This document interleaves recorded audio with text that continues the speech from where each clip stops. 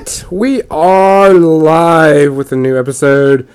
It is 7 o'clock, technically 7:01, and we are back on the new episode. If you're just joining us, congratulations. You should see us pretty soon. It should kind of come back and float around. If you need to, make sure you refresh your page. We shouldn't have gone unhosted. We shouldn't have gone hosting, so it shouldn't matter. And there is Xander. Hey, Xander. Guys, if you're in there and you can see us and hear us, hit the button, say something loud and clear so we know that we're coming through just fine, because you know how this is. It's always a work in progress. I'm going to try to make sure all my videos and everything are going. So other than that, I've got no video on this. So, Kathy, what episode are we on today? 53. 53. Welcome to episode 53, where we're talking with a good friend of mine. And, oh, well, he's just a good friend. Who is it? This is Doug Hamilton. Doug, say hi to everybody out there. Hello. Thanks for having me on, Gonzo. It's always good to talk to you. It's always awesome. Doug has been a friend of mine for quite a while. Met him at various cons. Chatted personally. And, well, no, not professionally, because I haven't hired you for anything. But nerdy. How about that? We chatted about nerdy stuff constantly. And I've been trying to get Doug on to talk about 3D sculpting, because I know some people have been trying to do that, and people have been trying to get into it. So I figured I would have him on. But before we get anywhere too crazy with it, we got to go with our tradition. Doug, what are you drinking today? Great Kool-Aid. Great Kool-Aid for Doug. He is hitting it hard today. Hey, Rabid Monkey, thanks for joining us. As long as there's nothing in the Kool-Aid. Yeah, I think it's actually, what is it that we're drinking, Claudia?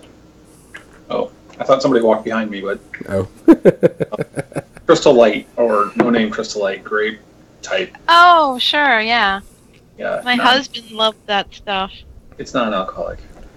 Yeah, usually my Crystal Light is the lemonade, because I have to drink lemonade because of kidney stones. Yay! Yep. So, Kathy... And now everybody knows something about Gonzo that they wish they didn't. Everybody knows that. Kathy, what are you drinking today? I am having coffee, and I have a rum and Coke sitting here. What? Rum and Coke? Not you. Yeah, I know. It's a surprise. Surprise, rum and Coke. And my drink of choice today, because I didn't feel like getting a lot of beer, is some good old Maker's Mark. Oh, do we have someone in the room, Doug? Can we get them on film? No. It's okay. If you want to come back, you were invited. Yeah, like you know. Yeah, it makes enough fun of me. I don't know that she needs help.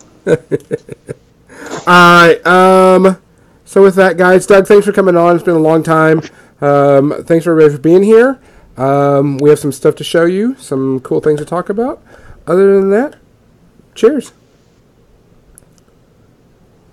Great Kool-Aid. Maker's Mark, love it. Oh, that goes really well with that Sudafed and nasal spray and all that good stuff. Wow. I'm nursing allergies right now, so yay. It's the season, right? No shit. So, Doug, before we get started painting, why don't you tell us a little bit about yourself, how you got started doing digital painting, digital sculpting, all that good thing. Give us a little bit of background, because some people might be new, might not be new. Sure. Actually, I've always been into art. That started drawing comic books in high school and wanting to go to school for cartooning, and did all that in the late 80s, early 90s, got sidetracked with life and family and jobs and paying bills and all that. And then about 11 years ago, I just decided I hated my job and wanted to do something different, get back into the art side of things. Went back to school, got a bachelor's in digital animation. About that time, miniature making, which I'd been doing since the early 80s. playing games with miniatures. Yeah. Was starting to kind of swing to the 3D version, and I was like, man, that'd be cool if it went full on digital. I could do that, and it kind of did, and I caught it at the right time, and happened to get pretty good at about the right time when Privateer was looking for somebody. And War Machine Weekend 2012, I interviewed actually at War Machine Weekend with Ron Cruzy and Ed Burrell, and got a job offer. And then about 2 months I was off to Seattle for it's been coming up on 6 years now. Nice. I was in Seattle for 4 years. I work remote now back in St. Louis, where I'm from. But that's kind of how it came about. It was just good timing more than anything, I guess, because there's a lot of guys out there that are way better artists than I am. Okay, I want to pause you because there's a weird sound coming through my headphones. Yeah, it was sounds like someone was driving by somewhere. Yeah, deciding to vacuum their floor above me. Oh, yay! Oh, yeah, okay. So was Privateer Press your first job?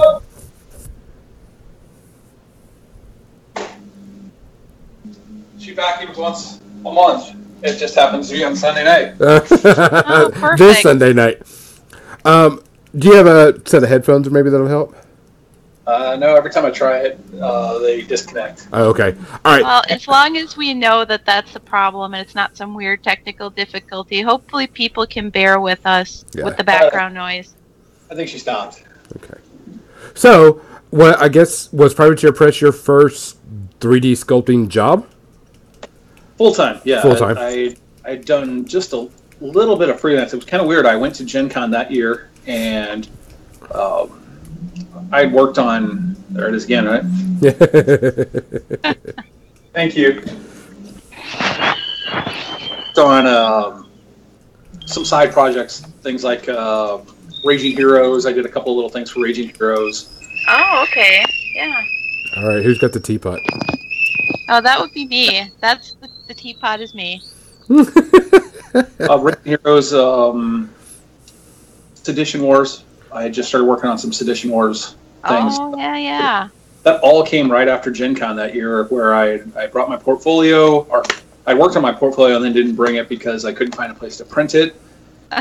Stood in line for 2 hours at the Privateer booth, talked to Matt Wilson a couple times. Some friends that I was in line with had introduced me, and they're like, "Oh, he's a really good artist." I'm sure Matt hears that 1,000 times at every.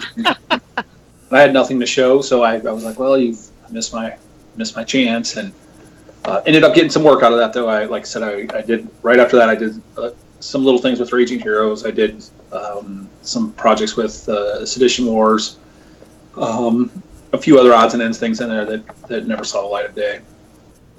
So why digital over traditional? Because, I mean, that's one of the things that I've always talked to you about is, of course, digital is the cool and hot newness, but why didn't you go for, like, the sculpting and, It never crossed my mind.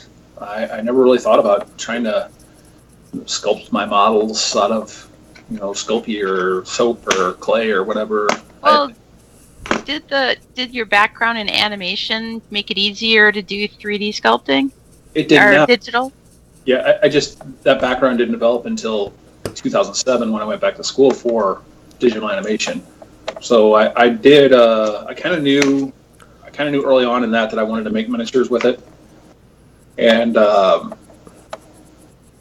so anytime new software came out or something that seemed like it would work for miniatures, I kind of grabbed onto that and tried to learn how to do that. So, what were the first kind of softwares that you were experimenting with?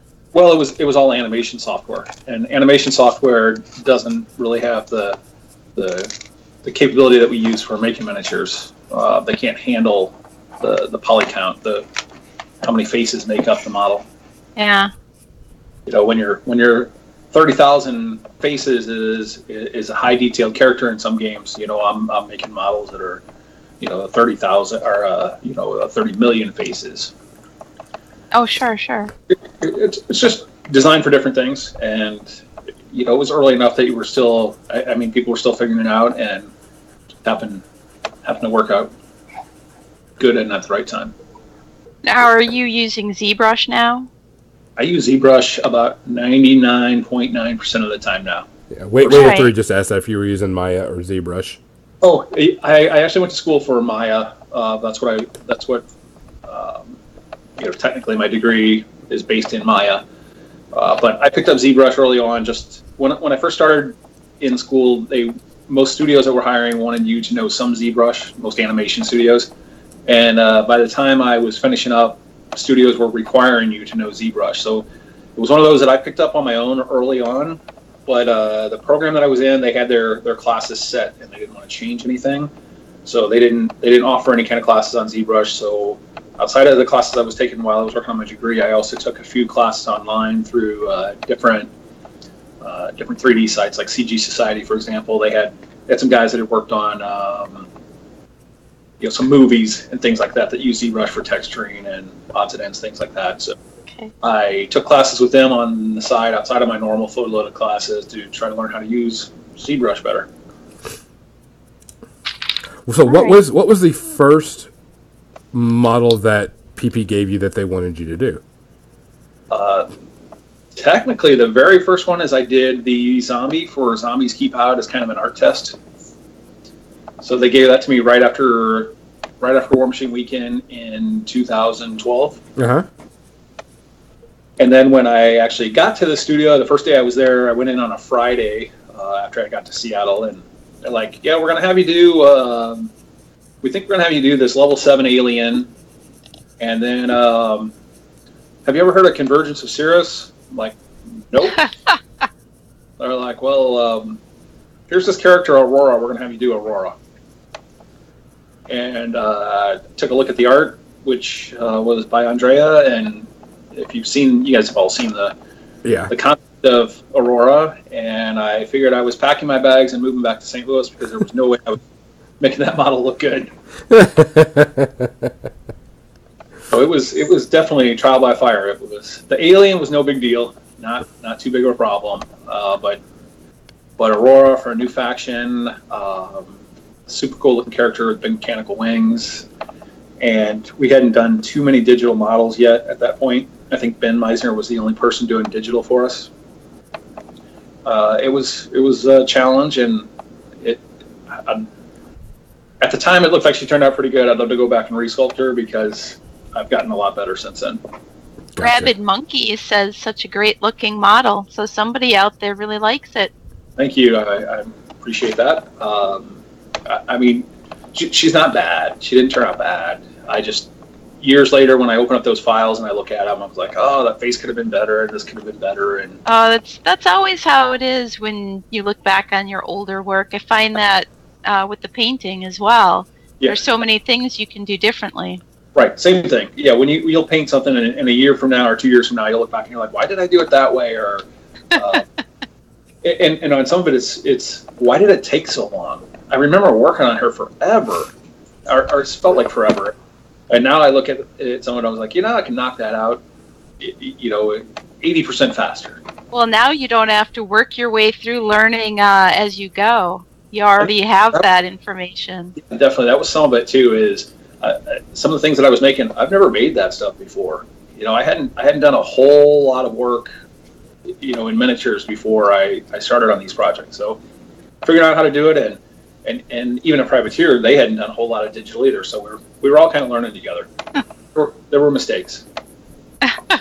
Mistakes were made. Oh yeah. Yeah, but mistakes are always a stepping stone to getting better. So. Yeah, absolutely. That's why I say I'd love to go back and work on it again. So if that opportunity comes up, I've already said it was like if we resculpt her or we do an Aurora or two, that must come to me. Yeah. So what's it like taking a model from concept art to digital? Because do you have to make like a complete copy of it, or is it, you get a little bit of free reign with it? Oh, there's not a whole lot of free reign. Usually the concept's passed over. The drawing on a napkin. It's better than that. We'll get the 2D drawing, and usually it has some detailed looks at things in a pose sketched in. They like us to follow the detail pretty close. The pose is a guideline.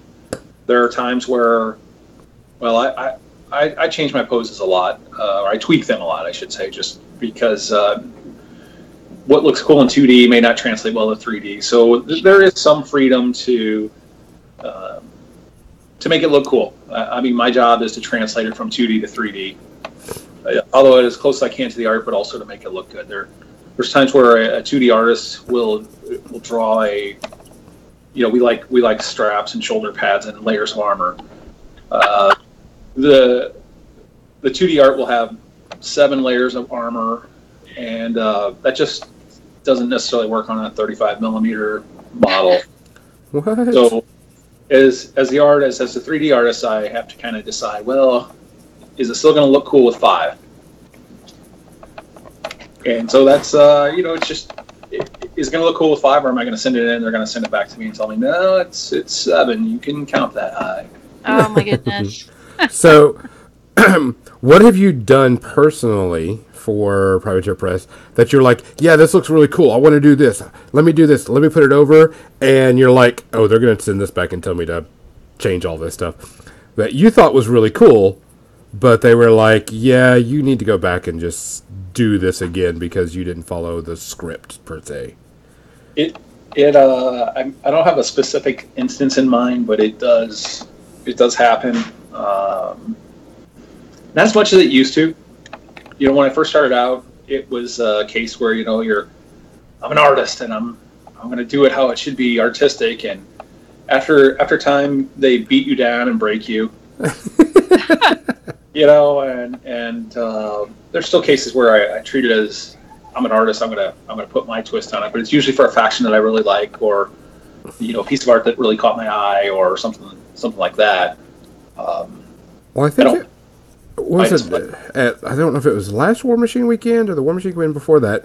You were working on, and you were showing Denny 3 at one point. And you told me that you tried to put like peg legs or something or whatever on the secondary models that are on the ship. And you said pirate the with pirate. A peg leg? It was Scar 3 on the boat. Yes. Yes, I put a.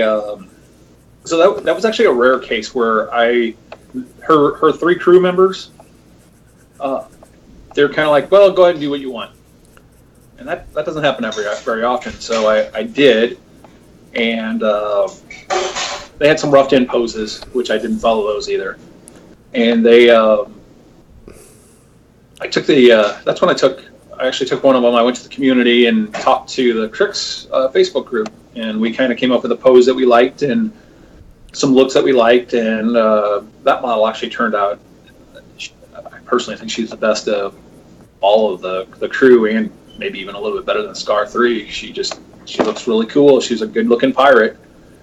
But I was given freedom to do what I wanted on all 3 of the crew members, and I did. One of the things that I did that did get shot down is I took the barbed end of the whips from the Styxis and put that on as like a hook hand on one of the girls. Uh-huh.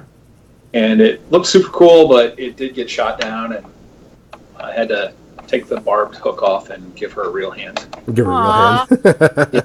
They couldn't just do you can choose to have a real hand or a hook? Because that'd be a cool option. Yeah, every time we add a part like that, it gets more expensive, and yeah, they're getting expensive already. What? So it was okay. It was just, I think that's the only thing they really made me change, though. Everything else they were happy with. In fact, my boss was super happy with the end results of all 3 of them. He's like, these look great. They're closer to the class of being warcasters in appearance and quality than than just some crew members kind of thing. So it's a good compliment. Gotcha. So what have you been working on recently? That you're allowed to tell us about, of course. Yeah, that's why I'll think slowly while I do this. Yes. Don't get yourself in trouble. Right, and I could do that. I do have some renderings, and I will show those in just a second. Right. Yeah, we definitely have some cool stuff that I can share. That I wanted to do before we show the cool stuff. Right. So lately it's been mini crate. So I have a couple of mini crate models we're finishing up. Uh-huh.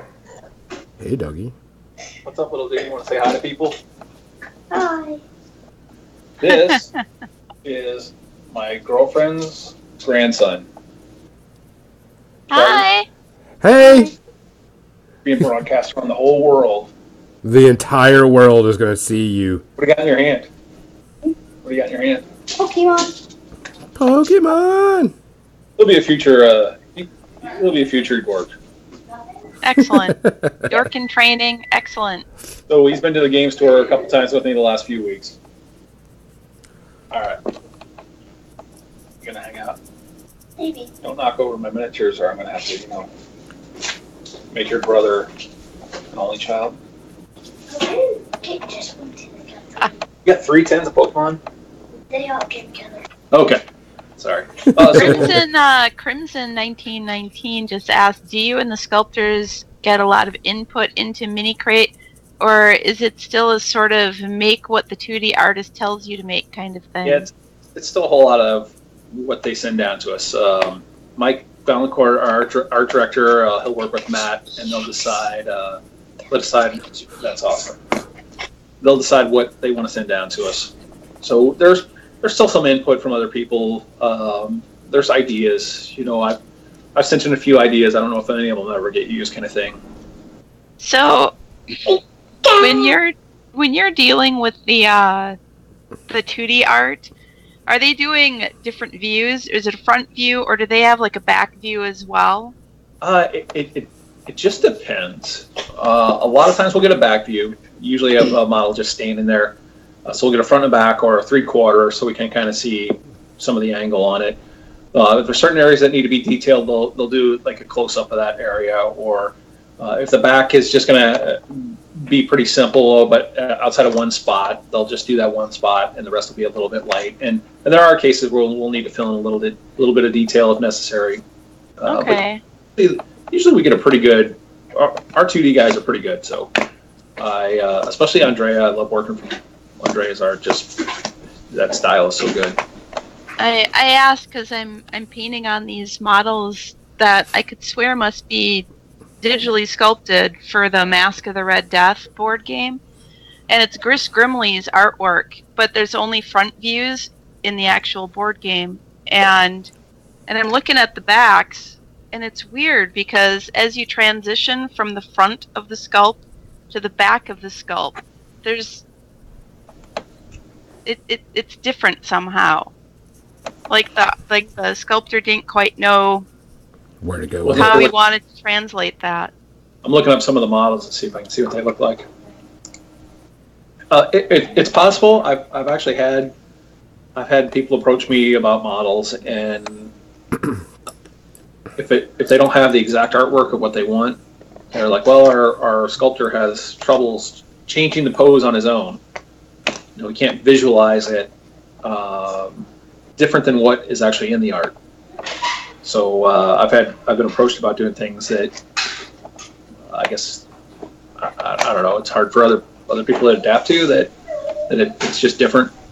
I don't know. I mean, I guess if I was freelancing and I was just doing it for the money kind of thing, that I would want it to be exactly how they want it to be. I wouldn't want the art to match exactly what they want. That way I know where to start and where to finish. Whereas with Privateer, it's kind of a personal investment because I am a full-time employee, and yeah. My heart's kind of into the models, and it's a little more than, well, they want a box here, so I'll put a box here. It's more like they're going to put a box here, and it's going to have a strap around it and a hook on it, and that drives you a little bit more. But yeah, if there's questions about what's on the back, usually I can find out from our art director or from the artist. Which is always good. Yeah, but I'm working on a couple of mini crate. I don't know where the subscription process is for this current one. I'm guessing it's the next 6-month subscription, but I don't know. I don't have anything to do with that. I am working on. I'm trying to think if there's a couple things I can't can't really bring up. I'm going to be starting on some Infernal stuff soon. Nice. So I'm excited about that. I can't wait to see that stuff. I'm really excited about the Infernals because I'm a Grimkin player, and I like how the Grimkin stuff turned out as not only models but also as a playing style. So I'm kind of looking forward to that. Yeah, the Grimkin playstyle is fantastic. The models are fantastic. I love everything about the Grimkin. And I didn't get to do a whole lot of work on Grimkin. I didn't get to do a whole lot of work on Crucible Guards. So when Infernals came up, I asked my boss, I'm like, can I just sculpt all of it? And he's like, no. He's like, so I have a question. I have a question from Xander. He's asking, do you like working on small models or large or 150 millimeter size? I mean, somewhere in the middle is probably easier. I like working on a beast or a jack. It feels like there's more open space on a beast or a jack.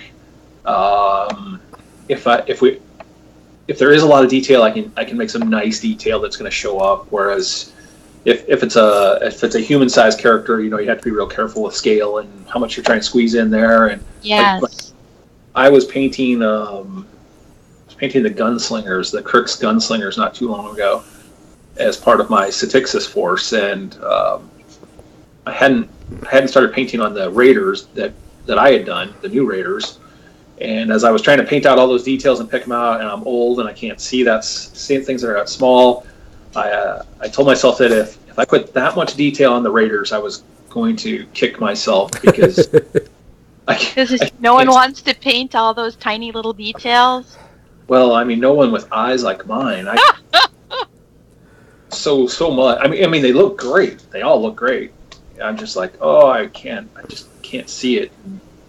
I think sometimes we just get carried away. It gets to be a little too much. It can. And that's so a beast. Like I was painting this weekend. I was painting Getorix, sculpted by Brian Dugas. In fact, Brian was sculpting Getorix at the same time I was sculpting Loki. So it was fun to see us both working on Warp Wolves and our different styles and outtakes on things.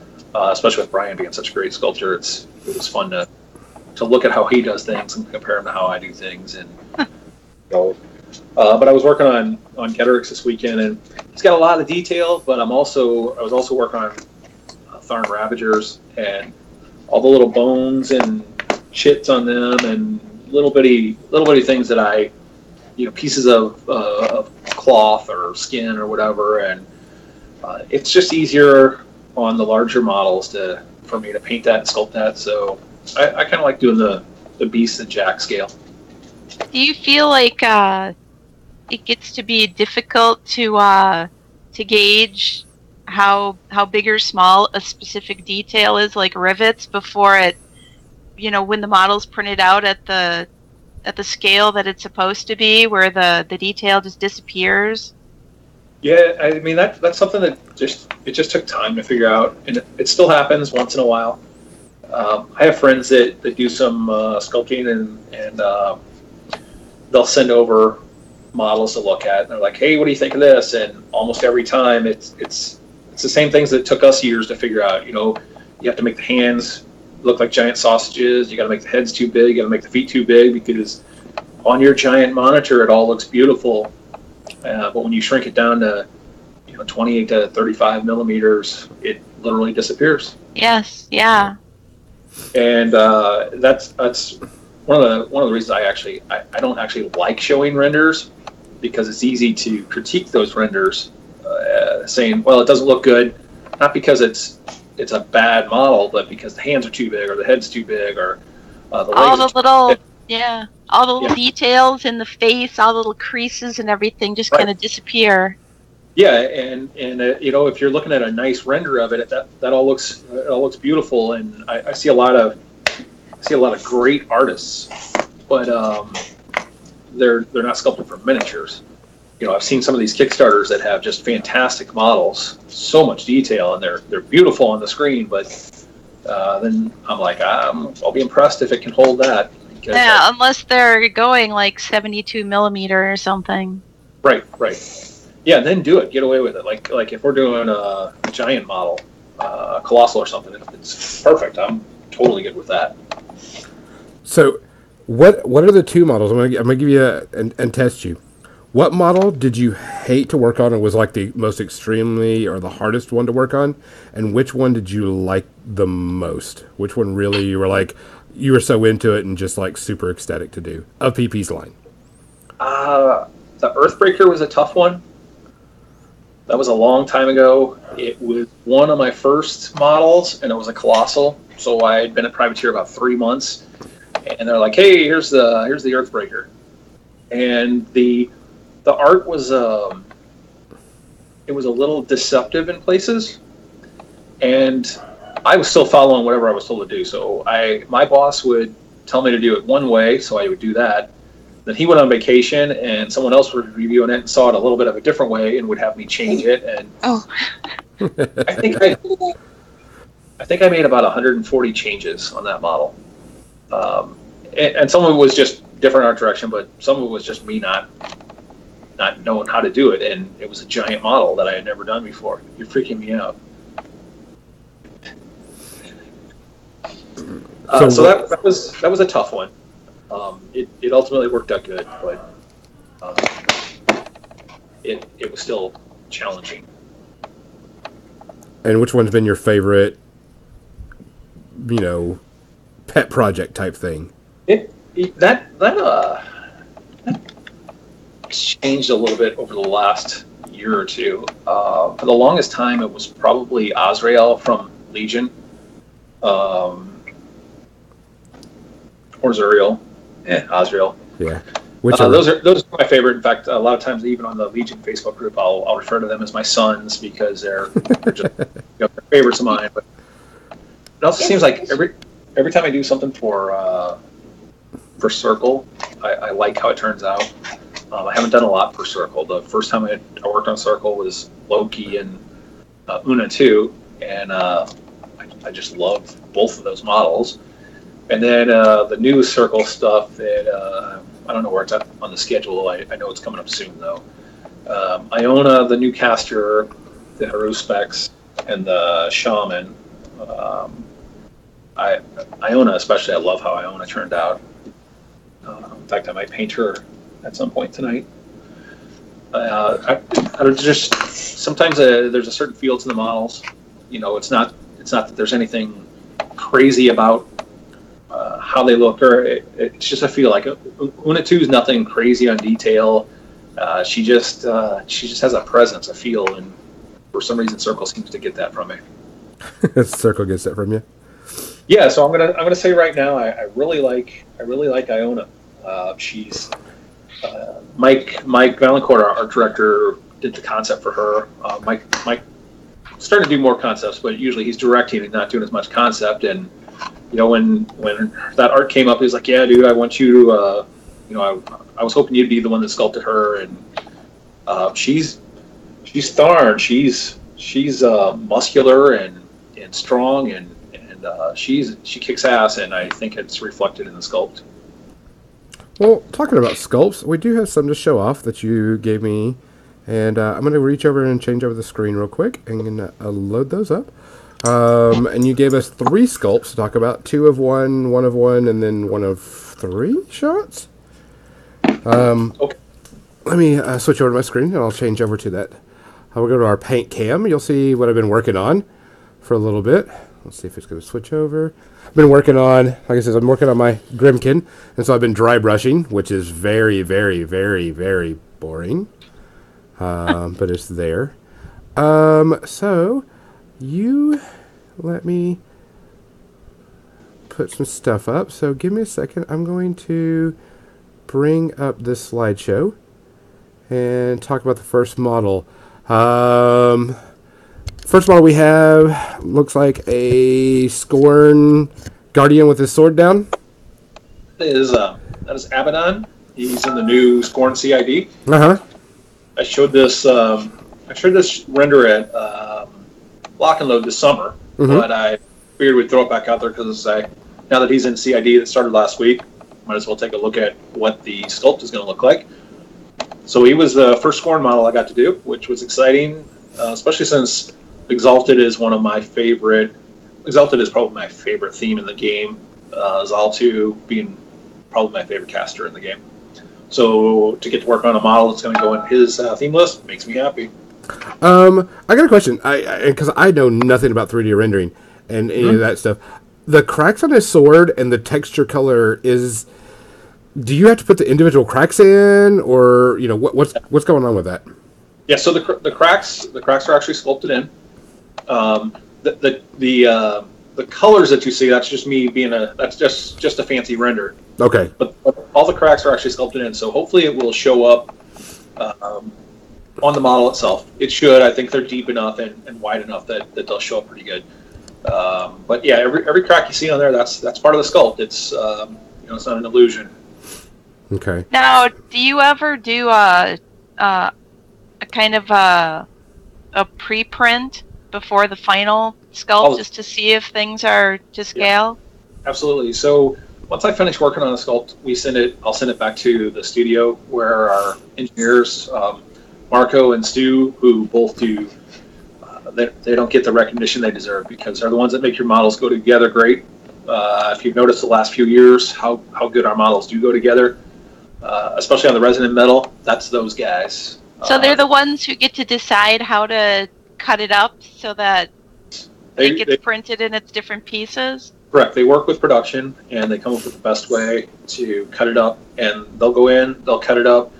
There's some places where there might be a cut and they have to resculpt something, so they'll take and resculpt something. There might be a place where I was tired of working on it and I half-assed it and they fix it for me because I got lazy. Okay.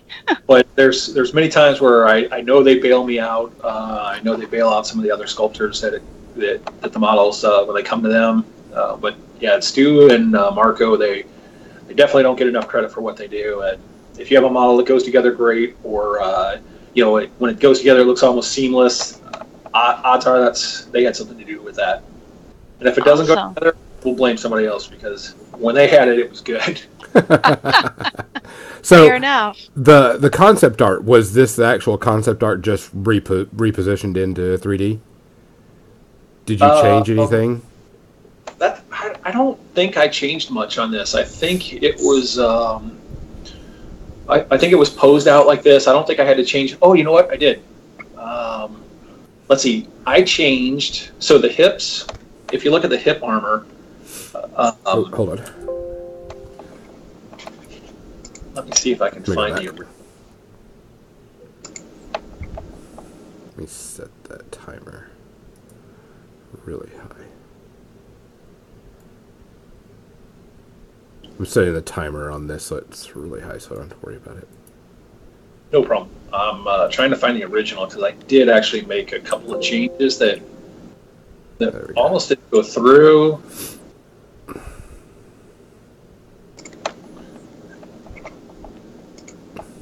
Cause I'm sure that they didn't put the cracks on here where you put the cracks. Oh, right. That you kind of do on your own.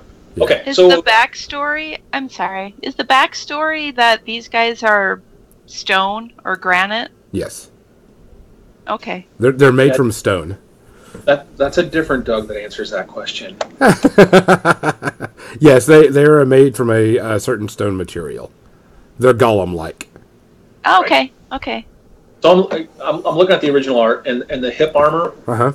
That little I don't know what you want to call it, like almost like a flower or whatever. Mm-hmm. It has 1, 2, 3, 4, 5, 6, 7, about 16 petals. And if you look at my armor in that picture, it looks like it has probably 4 in the front, 4 in the back, or maybe 5, maybe 10 total. Mm-hmm. But looking at the art, there's about 15 or 16. And my concern was if I put that many in there, when it shrunk down, it would really lose the detail. That it would just get all muddy. Yeah, it just wouldn't have the effect that I think that the 2D artist was going for on those hips. Feel of that. Sure. Outside of that, I think that's the big change. Everything else, the little the gem or whatever on his forehead, mine is about 3 times bigger than the concept art. just because we wanted to stand out.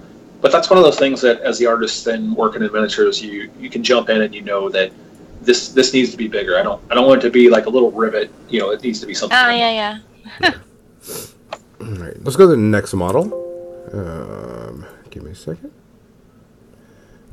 The next model. This is one that you sent me recently, also, and this is one of the new Circle Tharn models. Yeah, that's Iona, who I was talking about. That's the new caster. Again, I've shown her. Showed her at Locknote also, but with the Tharn CID coming out, and as I mentioned, she's one of my favorites anyway. So she's. I loved working on her. I like the look. I liked how strong she is, and I was gonna say the musculature looks really nice. Yeah, and she is a full-figured, ass-kicking woman. She's strong. And I loved working on her. Just there's a lot of people that are like, well, we want variety, and I'm like, I love giving you variety, so it's not going to be a problem. And I had a couple people on the Circle Facebook group, and they're like, oh well, because I showed a picture of my version of the actual miniature that, I don't know if you can see that or not, that I'm working on painting on. But they're like, well, I hope she didn't lose the muscle. It doesn't look like I can see it, and so I was able to take some pictures where the light's hitting her, and you can still see the muscle in the actual cast of her, and so the people that did see it, they were pretty happy with it. Yeah. Now, was this supposed that they wanted you to put her in, or did you get to kind of play with this a bit? No, this one's pretty close to what they wanted. Okay. There's always a tweak to the twist in the body, or maybe an arm, or we might have to adjust the pose for production purposes. Like maybe that right leg, that foot was supposed to not be touching the other leg. Where wait, hold on. I got the other side of it. Give me a second. Huh. There you go. You can't see it that much from that one, but yeah, you can see though where that leg comes back, and for production purposes, it's probably touching the other leg just so it's easier to lay up in a mold. Mm-hmm. Sure. I don't remember how she came apart. I don't remember what parts were where. I think the whole body was one. I don't remember. In fact, I received my copy of her at Lock and Load, and I had one of my friends, Charles Foster, was walking around in circles, and I was like, hey, we put these together, and you can let people check them out because they're new and nobody's ever seen them. So when you first started doing these like etched bones or etched horns kind of designs, that looks really cool on here. Did it take you a long time to figure out what was the right depth and scale for those? I mean, I would like to say that I knew exactly what I was doing. And looking at the actual model, I mean, they showed up pretty good. So I don't know if I just got it right on the first try, or if the engineers had to go back in and cut it deeper. Oh, okay. I think I got it right on this one. We'll just say you did. I'm sure they've saved me many times on my etching, but I think I got it on this time. Now, they did show up on the model, so I'm happy with that. Alex, this is another question. The lighting. You choose what the lighting is based on ZBrush, and you can move it around so you can see the different textures and how it lights up? Yeah, absolutely. You can change the material. You can change your lighting. I really don't mess around too much with my lighting or my texture. I'll re-angle the model a little bit, but I mean, I don't know. I've done hundreds of models at this point, so I kind of have a feel for how it works. Yeah. Now I noticed. How long? Go ahead, Kathy. How long did it take you to be able to get fur to look like fur? Because I've seen a lot of people try and do fur in digital sculpting and really fail at it. Yeah, I fail at it all the time. Fur is one of those things that when I get a model sent back to me for review, so I'll work on a model, and when I think it's in a good place, I'll send it in. My boss will review it. He'll review it with a couple other people. Usually, Mike, our art director, I think Dallas is in on reviewing them now. And then he'll collect all the comments and send it back to me and tell me what he wants changed. Sometimes the feedback's valid. Sometimes I want to argue because I'm just an artist, and that's what we do. or sometimes I'll do some things for a reason, like going from 8 plates of armor to 7 or whatever. But fur is one of those things that almost always gets sent back to me because I almost never get it right the first try. I usually try to look at how someone else did fur that nailed it, and for some reason I have to do that every time. Fur is just, it's hard to do digitally. Is it because it's wavy and random? I'm not sure why, because you would think it would be easy digitally, but I don't know. It seems to me like anything that's organic, people have a lot of difficulty with the depth of it. Could be, yeah. And I don't know. Different kinds of fur have different patterns and textures. I've worked on several models this year that have different kinds of fur, and I've done them differently because I want a different effect. And sometimes they get sent back to me. Sometimes they're okay. I did one earlier this year that came with no problem the first try. I had another one sent back. It also depends. When I was saying this, the engineers saved me. Sometimes when I was saying I get lazy. That last 5 or 6% of a model you get lazy on, and a lot of times that's the fur. Well, because you do I do everything, and I'm just doing the final pieces, the final trim work, things like that, and fur is often that final trim work. Yeah. So it's easy to get lazy on that, and usually what I need is just a couple days away from it, and then come back and do it again. But they don't let me get away with doing it half-assed. They'll send it back to me and have me redo it. Yeah, there's other companies that aren't quite so careful, I've noticed. I see that a lot, especially on some like Kickstarter projects, for example. It might be their first miniature project for whoever's art directing it. The sculptors may be fantastic 3D artists, but that doesn't mean they're a fantastic sculptor, and it just doesn't always work, or they may just not care. Oftentimes it's difficult for me to tell what the hair is versus what the clothing is. They just kind of blend together. Yeah, that's exactly right. And it's easy to make it all look the same. So I try to come up with a different one. So I have a way that I do my hair. I change it up sometimes, but for the most part, I kind of use a similar style for any of my hair. So if I am doing fur, I am aware of this and try to make, however I'm doing the fur, I try to make it a different style, so it is separate, so it does look like a different texture, flows different. Okay. Now, have you ever tried doing the?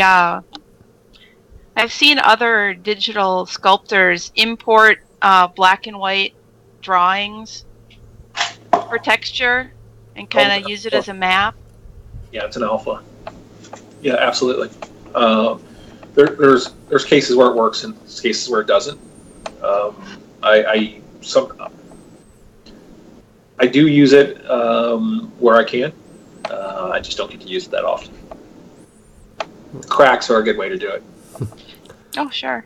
If I can take like the cracks on Abaddon, if I can take a chunk of concrete that's busted up and make it black and white, and then use those cracks to make cracks on a statue, then I'm absolutely going to do it. So changing the size, changing the depth, then going back in and tweaking it and adding a little personal touch to it, that's usually comes out good. Cool. So those were the 2 models that you gave us to show off, and we decided you're not going to show anything else because we're not cool enough. So we're just going to have to stop showing things and not let our viewers see the last model because it's for Khador players only. And we don't have any Khador players, or nobody in our chat that likes Khador, right? No, there's no one. No one. No one likes Khador, right? Right. Right. So we're just going to go ahead and skip the next model, and we'll go talk about something else. What do you think, Doug? We should talk about movies or something. Well, that's in 10 minutes. That's in 10 minutes. We only have 10 minutes. Blink twice, it's Assault Commando UA. You wish. No, but Doug did get this and get permission to show this, and I'm really happy to show this off, guys. And I'm excited for it because, of course, you know I'm a Khador player, and he gave us Sorcerer Zero. What can you tell us about this model? It was. I mean, I haven't got to do a lot of Khador, so anytime you get to work on one of those legacy characters, even if it's a younger version of her, it's always kind of cool because I remember being a War Machine player in the early days, and just loving all these characters and the game, and so being able to work on the Denegras and the Sorches and the Scars. I mean, that's. I was doing fan art in school of some of these characters, so being able to actually do characters for Privateer, I mean, it's kind of a neat opportunity. So when the Journeyman Zeros came around, I grabbed Denny right away. I asked for her, which was kind of a no-brainer because I've done a surprising amount of Crix models, and then Sorcha kind of fell in my lap. A different sculptor was going to do it, and it didn't work out. It didn't fit in his schedule, and so my boss was like, "Hey, you're doing Sorcha Zero." So, I mean, I play Khador, and I love Sorcha, love her backstory, love her information. But the one thing I noticed, and it's because it sticks out right away, is the end of her weapon. It's not blunted. Why was this change? I mean, again, you're asking the wrong Doug. Fair enough. There is a story behind it because it's noted in the concept that it is an axe and not a hammer. Mm-hmm. So it was noted to me that it was not a mistake or anything like that. But I don't know the story behind it. That's a CCAT question, I'm sure. Mm-hmm. I'll also add that this render is not necessarily final. I know the studio will make a few changes to it, but of course. So don't be like, "Oh, you changed the flow of the cloth or something," because I know that. I like it. I would paint this for fun because I don't even play War Machine. Well, you got already here's your shut up and take my money. Hubba hubba. My wallet just got lighter. The wood grain on the blunderbuss, is wood grain a challenge? Seems like that it was sort of a thing where it's very easy to put in detail. It doesn't really show up. Wood grain's pretty easy. You just cut it deep enough so that when it's cast, it comes out pretty light, and you can get a wash in there or a dry brush over it. Mm-hmm. Sure. That's something else that helps. With my boss Ron Cruzy being a painter, and he was a studio painter at one point, and myself being a miniature player and painter, we definitely take into consideration trying to make things on the models that are for painters. Whether it's some open area for somebody to do some freehand, or some textures for you to do things, or dry brush for people, or we as painters we take that into consideration. Gotcha. Now I'm looking at this, and it's an obvious source of sculpt. What was a challenge for you on this model? So the one thing that usually when I send a model out preview, I get somewhere between 10 and 15 changes when it comes back. Most of the time it's minor, depending on how lazy I got on the model. With Sorcha, she actually was very well received. The pose was well received. The only thing that they had me really change was the way I had her head positioned and the actual sculpt of her face. I had her. She looked a little too young and a little too happy. She was kind of out on the battlefield. She was like, "Yeah, let's have a good time." So she was cheering more than pointing. Well, now she's very serious, looking down the handle of the axe. More serious. I mean, my answer was, she hadn't met Vlad yet, so she was still happy. So what I changed was I tweaked that. I tweaked the face a little bit, so she was a little too young looking, a little too happy looking. So I kind of, to age her, I brought in her cheekbones a little bit. I extended her face just a little bit because I still wanted her to look young. She, Correct. she's not Sorcha of 100 battles kind of thing. So I still wanted her to look young, but I gave her a little bit more of a serious look. Brought those cheekbones in a little bit. Just pulled her face down just a little bit longer. Just aged it a little bit, and I think we tilted her head down a little bit, so she's actually looking out over that, more like she's commanding instead of like woo. So, a battle charge. Yeah, so that was really the only really big change on the feedback for her. She went pretty good, pretty well received, and I mean, I'm pretty happy with how she looks. I haven't seen a physical model of her yet, but I think it's going to turn out really nice.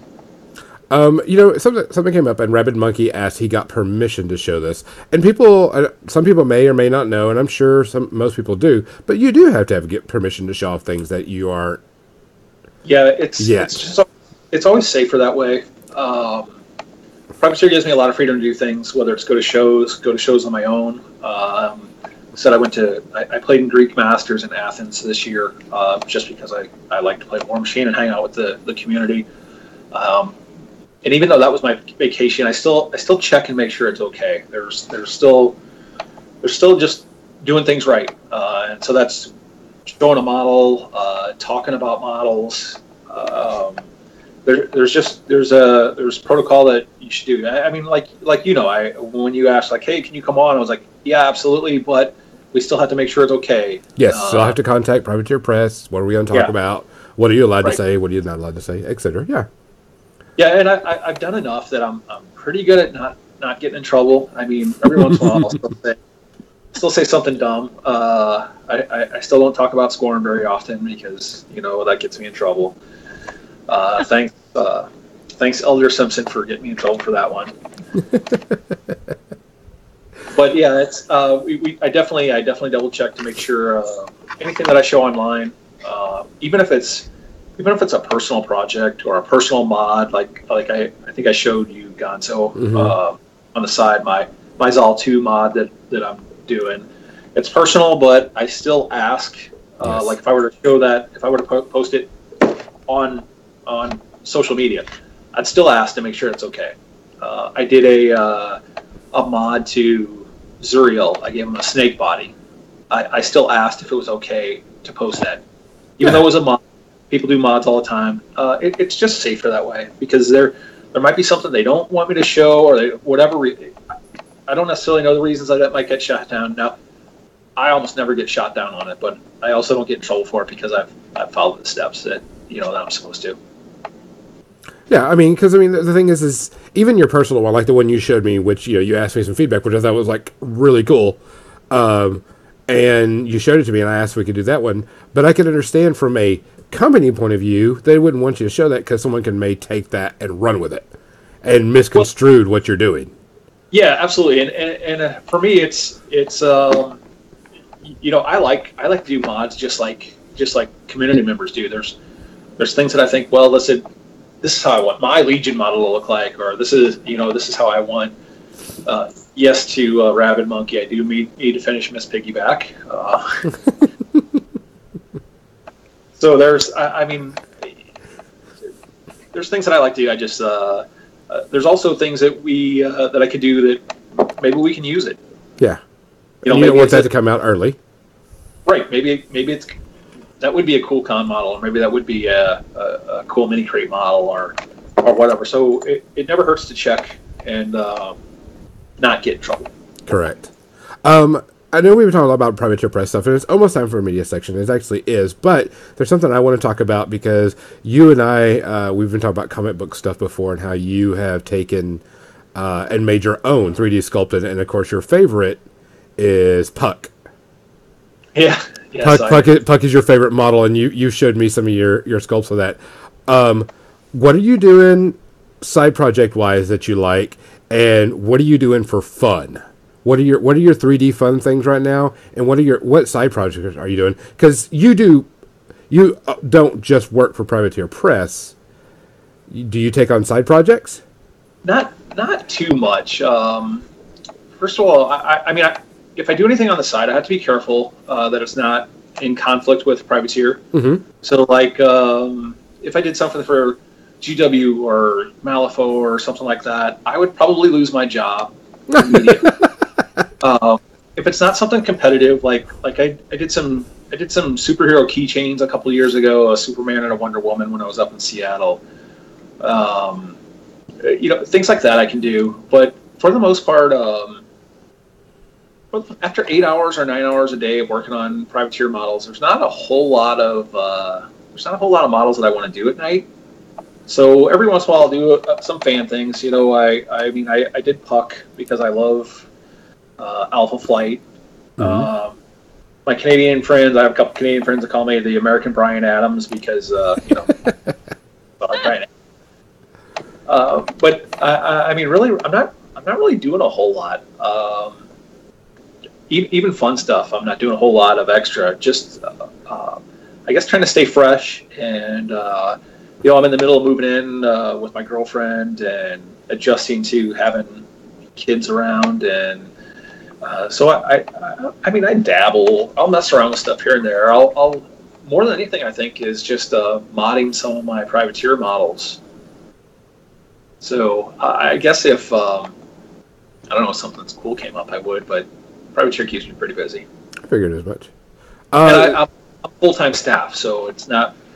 I'm not a freelancer where I can do a couple of privateer models and a couple of models for whatever company. So like even when I started, when I was working on Sedition Wars, I was allowed to finish working on Sedition Wars, but they're like, all right, that's don't be making money for the other companies. Gotcha. Xander asked, how hard was it to learn ZBrush? Initial learning curve is a little steep. The biggest thing, because I get asked that a lot. I had an old friend call me this week and ask the same question. It's a matter of just sitting down and learning it. If you're going to put in an hour or two a week, that's not enough. You just, like anything you want to get good at, it depends on the level you want to get to. If you're going to put in an hour or two a week, you're not going to be very good at it. I think one of our old sculptors, Michael Jenkins, said, pick out something that you love in your life and cut it out, because that's what you're going to need to do to really put the time in to get good at it. Yeah. And I don't think he was wrong, because I do find myself, there's times like on a Saturday or something that if I know something needs work, whether it's cloth or anatomy or whatever, I'll work on that.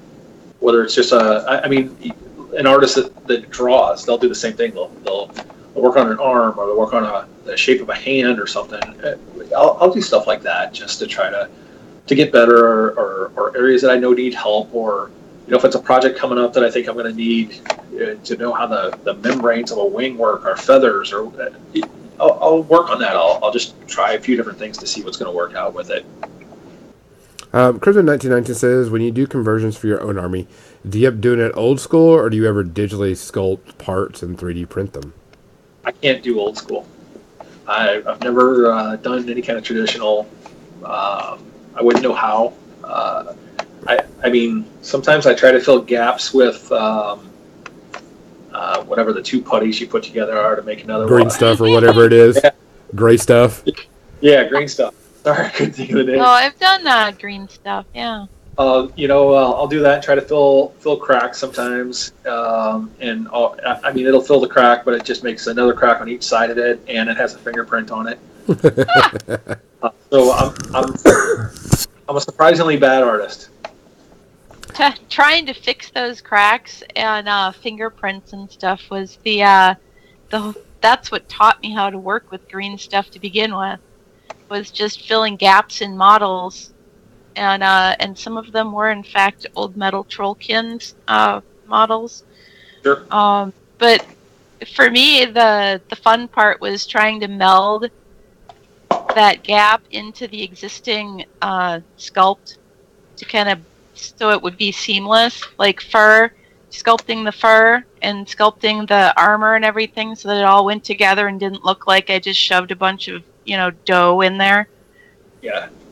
Well, and that's good that you're learning and taking your time to do it right, because there's a lot of times where I get tagged online for people that do mods or do some of their own sculpting. They'll tag me and they're like, "What do you think?" Son, you don't want the answer to that. Most of the time, if it's good, I'll comment. But if you tag me on something you modded or sculpted yourself and I don't comment on it, there's probably a reason. I took a lot of time to try to make it look good. You should take a lot of time to make the mod look good if that's what you want to do. Oftentimes, I'll say I like the concept of it. Sure, absolutely. You know, it's a good concept. The execution's not necessarily the best. Right. I'll see people grab 2 random wings out of their bits box and just jam them onto a model because they thought those wings were better. Just take your time. I mean, if you want it to look cool, go ahead and take your time and make it look cool. It doesn't bother me that someone wants to mod one of my sculpts. Every once in a while, they even do it where it looks super cool. Just don't half-ass it. I mean, put some time into it so it looks good. I mean, takes pride in it, I guess is what I'm saying. But I know there's some people out there that don't. Uh-oh. Did Skype crash, guys? Oh. Did we just experience a technical difficulty? Yeah. Skype just went a little wonky. Doug, you still there, buddy? Yes, sir. Okay. Let's go ahead and go to the media section. We're going to talk about our media section. Doug, if you've never been on our media section or never listened to our media section, we have a rating scale.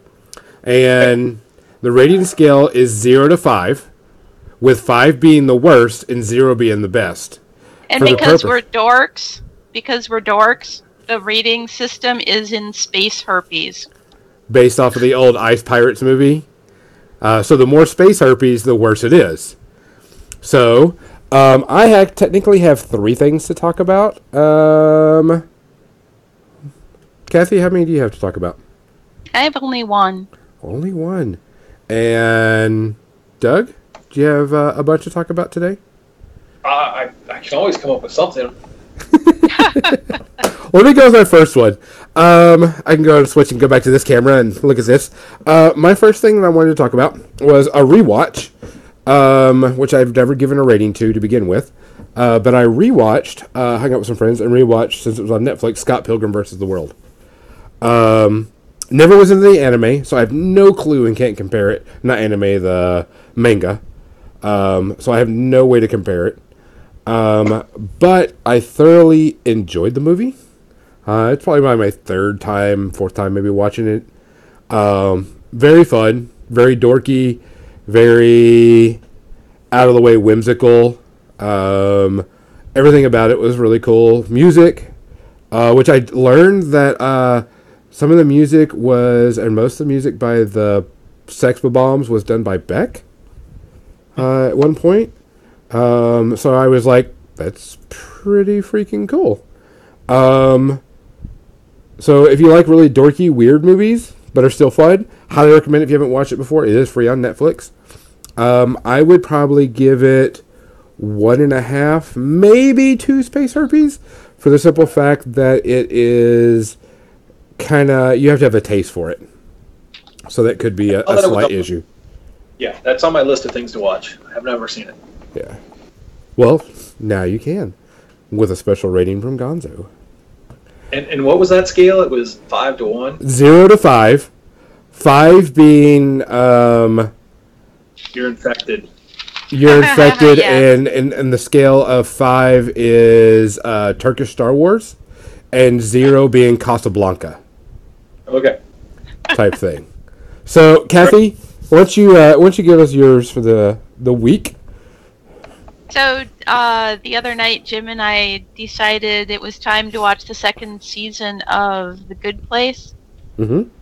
And we got as far as episode 9, and then it was after midnight, and we had to go to sleep. Well, I had to go to sleep. Jim had to work some more. But we really enjoyed it. It is as funny, the 2nd season, maybe even more funny than the 1st season was.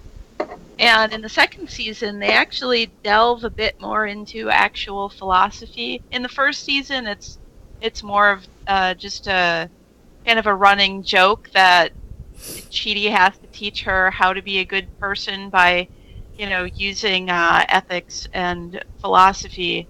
And the new season, now they've got, Michael, the Ted Danson character, kind of wanting to. Actually, I don't know if he really wanted to learn how to be a good person. They kind of blackmailed him into coming to these classes that Chidi was teaching them in ethics, and figuring out how to make him relate to the human condition was very interesting. And the last 3 episodes we watched, we were sure that it was the end of the season because each one was almost like a little cliffhanger for the next one. We're like, this has to be the resolution of the whole season. Nope, there's another episode, which is why we ended up watching it until after midnight. But I am so looking forward to, maybe tomorrow we get to watch some more. I don't even know how many more episodes there are until the end of season 2, and then we can start with season 3 on network TV. Yeah. But yeah, I see you nodding, Doug. Have you been watching it? Nope. I'm gonna add it to my list though. Oh yeah, it's a good one. What about you, Gonzo? Have you seen that one? I have not actually seen it. I thought it was probably going to go off the air. With the way TV shows come in and out nowadays, when it came in, I was like, this show's not really going to make it. So I didn't get into it, but now that it's on Netflix, I will definitely probably be at least checking out the first season. I think they've been thinking about it in the way that, writers think, where they know they only have one season and of course they're going to be canceled, so they actually have a beginning, a middle, and an end for each season. Yep. Which I love. There's no super long convoluted story arc that turns into a soap opera. Unless you're an established series. Yeah. Well, they're on season 3, so who knows? Yeah. Right. All right, Doug, what you got for me? I got a couple I can throw at you. So Thursday night I went and saw Venom. Okay. And without any spoilers on it. Yeah, I know no the spoilers. the reviews have been horrific on it, but man, I had a good time watching it. It wasn't a Disney Marvel flick, but it was a lot of fun. There was a lot of stuff getting thrown around, people being beaten up. So it was entertaining. I'm not telling people to rush out and see it, but I would tell people go see it for yourself. I have weird taste though, so I like watching a movie that I just get lost for 2 hours and don't have to worry about the real world. Sure. My second one kind of goes back to what you guys were saying though about rewatching, and so I've been rewatching The Walking Dead. New season starts today. Yeah, I just finished up season 3, and I forgot how good those early seasons were. Yes. They were just really good. I kind of faded over the years about staying up on them, but rewatching them now, I kind of like. It's kind of sad though that if people know, Herschel from that series passed away Friday. Yep. He did. Oh. Allie and I got to meet him a couple of years ago at a convention, and super nice actor, a nice person.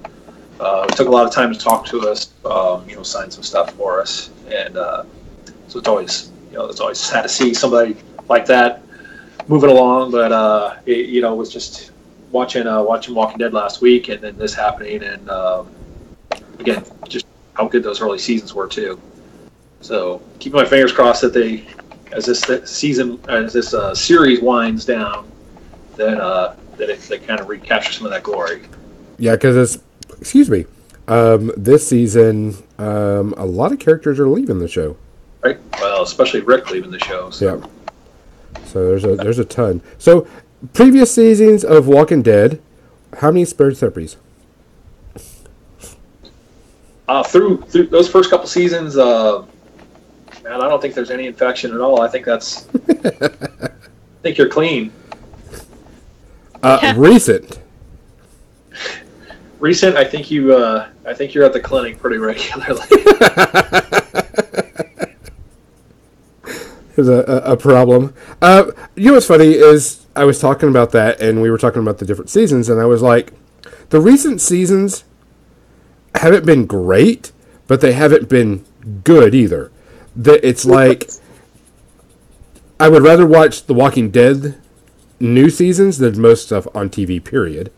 Sure. Because it's all reality TV crap for the most part, but it's just not up to their old flair. Which, well, it's kind of hard because if you think about it, they've been going for so long and doing so many story arcs. You eventually have to start thinking about ending it, or you're doing the same thing over and over and over and over and over. Yeah. All the time. I'm hoping they're ending it. I mean, it's been a great run. It was a great series, but it's time. Time to go. Yeah. Well, I mean, people are like, well, they're not caught up to the comic book, or they're not doing anything from the comic book. And I'm like, well, you really can't, because if you think about it, one season isn't, 5 or 6 comic books. It's a lot of comic books. Right. So, yeah, I think so. The first 3 seasons of the TV show, that was like 50 issues. yeah. So that's just not going to come and go super easy anyway. Right. So, all right. Kathy, do you have another one? No, I don't. All right, so I guess it's mine. I talk about another remake or rewatch. Hanging out with some friends, and Robin Hood came on. The Kevin Costner, Christian Slater, blah blah blah. I Robin never Hood. saw the Kevin Costner Robin Hood. Oh. It's pretty. I was watching it again this week. Did you really? Oh, yeah. I love it. Yeah, it's showing its date, in movie making, but for the most part, it's still a solid Robin Hood movie. It doesn't try to reinvent because there's another new Robin Hood movie coming out. Is with there Jamie, really? Yeah, with Jamie Foxx, and it looks horrible. Looks terrible. Yeah. I'm just gonna stick with Errol Flynn if you guys don't mind. The Kevin Costner one is not. It's good. When it came out, it was kept to the original type story. Didn't change where these, Robin Hood is shooting 75 arrows as he jumps down from a tree, or, he does the impossible shots that you expect a Robin Hood character to do, but it was more grounded in reality. It's funny. Didn't they use longbows? I'm sorry, That's Doug. okay. I was just saying that I still quote that movie, the Kevin Costner one. So What quotes? Why a spoon, cousin? Yeah. Explore. Yeah. And that did have a lot of good lines in it. Yeah. Anytime someone says, "Can I have a spoon?" Why a spoon, cousin? I would tie it into the tick, but okay. Well, and also, it had the Bryan Adams theme, and as you know now, I'm the American Bryan Adams. Yes. But like I said, it is showing its date. It is showing how, going old with it is. Which is, like I said, it was still a good show. Still good fun. Still good acting. Recommend to watch if you haven't seen it yet. And like I said, it's on Netflix right now for free. So give it a watch. I would say 1.5 space herpes type thing. Just because it's showing its date. But... yeah. That's just technology. There's nothing you can do about it. Yeah, it's still fun to watch. I had it on the other day while I was actually working, so I don't have to pay too close of attention to it. But the fight scenes are silly sometimes. But I mean, yeah, it was. If you haven't seen it, it's a good flashback to the '90s. Yeah. Doug, what else you got before I go to my third one? I think I'm full out. What else am I watching? I'm trying to get through Iron Fist season 2. Trying is the key word. Yeah. I know we've got Daredevil season 3 coming up soon, so I'm excited about that. I love Daredevil. Yes, Daredevil. I'm looking forward to a reprise to a good Marvel series. Yep. Especially with what's going to be coming in, because Fist coming back, and we have Bullseye in the series. Right. Yeah, and I mean, there was a stretch where I collected comics for many years, so Daredevil was one of those guys that I really liked, especially the Frank Miller runs. Oh, Frank Miller runs are amazing. Yep. Yeah. So seeing guys like Daredevil, seeing Elektra, it hits a good spot for me. Oh yeah, can't wait for that. Okay, then I have my third one. Let's see, what was it? I did finish season 2 of Big Mouth. Big Mouth is a Netflix series following adolescent teens going through puberty. It is a cartoon, and if you haven't watched season 1, I'm sorry, you need to go watch it now because it is some of the worst, disgusting, funniest crap I've seen in a long time. They make some of the rudest jokes about puberty, and it may be because I work with kids that are on this age thing that I find a lot of humor in it because I see some of this behavior. But they take a very humorous look about puberty and just roll with it. And it has some of the weirdest skits in it. Every kid is given a hormone monster that lives with them and teaches them how to live with puberty. And, of course, they give them the wrong information because teens choose wrong things. Because hormones. Yes. So if you haven't seen it, I highly recommend season 1 and season 2. Season 2 is just as funny as season 1. When you're watching it, just know that there's some pretty stupid funny jokes in it that just are off the wall. You're like, what the hell?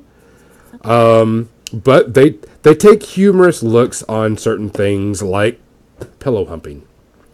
And stuff like that. They just run with it through the entire thing. You think that they're like, okay, what the hell did they just do? What the hell did they just say? And it's just hilarious beyond belief. So I highly recommend it. If you can't stand some crude humor, don't watch it. But if you want to see some good writing and some funny takes on childhood puberty, you're gonna laugh your ass off because some of the stuff they say is just like insanely funny. So personal level, 0 space herpes because it's hilarious. So, good other than that, yeah, good rating scale too, huh? What'd you think about that? I like that. So guys, that is it for this episode. We're going to cut out a little bit early. Doug has to leave a little bit early. He is doing something that we all wish we could do right now, is play some D&D. Yep. Hooray! And so Doug has to cut a little early. Now we have to ask Doug about his character. Oh. Yeah, sure. What are you playing? I am playing a fighter.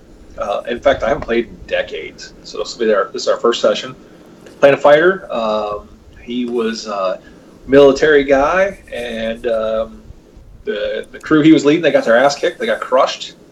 And so he got blamed for it, got thrown into the pit. Now he's working as a merc.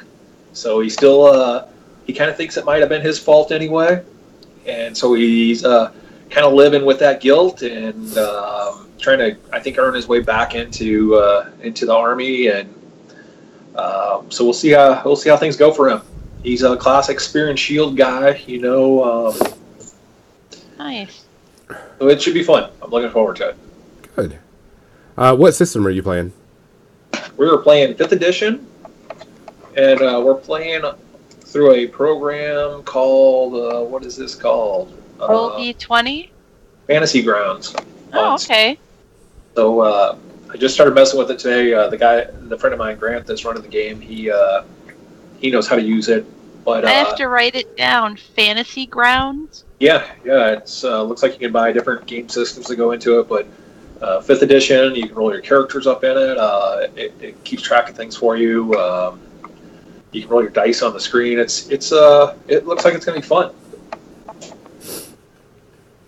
All right, we also want to take a big thanks out to our sponsors, Tectonicraft Studios. Dan, can't wait to see you at War Machine Weekend.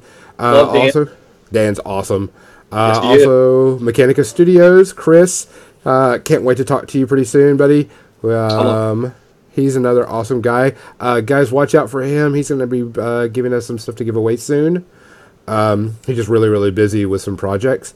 And, of course, Broken Egg Studios for all their cool stuff. And if you really like Broken Egg Studios, make sure you use the link that you're seeing in here. That is our affiliate link where you can go and get things. If you do that, we get a kickback for it. And on top of that, we have our cool little widgets, tokens that can be used for any game system, not just War Machine and Hordes. which will be selling at War Machine Weekend also. And everybody knows I love me some Broken Egg Studios. Wherever Adam's at a con, that's usually where you can find me, especially after hours. And if I'm ever going to get in trouble or get arrested or wake up naked in a ditch, it's going to be with Adam. This does not surprise me. Oh, me neither. No, not with Adam. All right, guys, so we're going to get out of here. For More Than Dice, I'm Gonzo. I'm Kathy. I'm Doug. Good night. And here's the outro The part music. where we talk over the after music. Where you say bad stuff that you don't think people hear? Yes, we fill it with total nonsense. Like, I didn't drink enough. I should have got a lot more liquor. Like, I hardly drank any of my coffee, but Jim brought me my sleeping time tea. And now I'm I didn't even get to eat my pizza. I still have like chunks of it left. well, at least cold. I didn't want to chew on screen. Right? I have little Reese's peanut butter cups that Jim brought me, and one of them is partially unwrapped, but I also didn't want to chew on screen, and I know that eating those makes my mouth water a lot.